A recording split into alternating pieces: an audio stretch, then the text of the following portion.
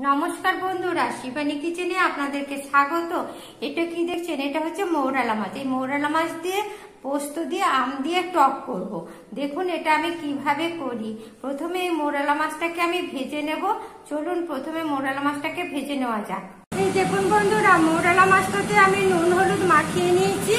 তেলটা গরম হয়ে গেছে, এবার মাছটা আমি ভেজে নেব। এই দেখুন মাছটা, বন্ধুরা মাছটা ভাজা হয়ে গেছে। এবার আমি এটাকে তুলে নিচ্ছি।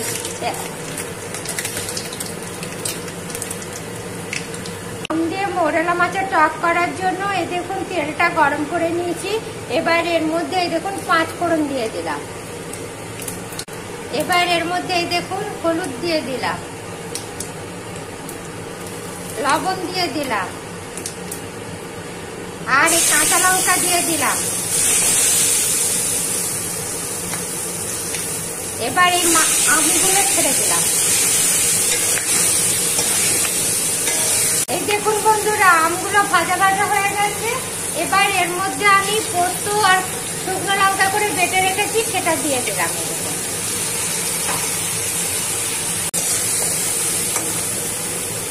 এই দেখুন বন্ধুরা, পোস্তটা ভাজা ভাজা হয়ে গেছে। এবার এর মধ্যে আমি জল দিয়ে দিলাম।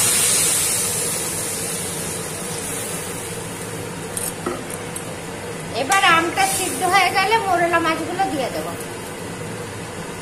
দেখুন বন্ধুরা, আমটার পোস্তটা ফুটে গেছে। এবার আমি মৌরালা মাছটা এর মধ্যে ছেড়ে দিচ্ছি।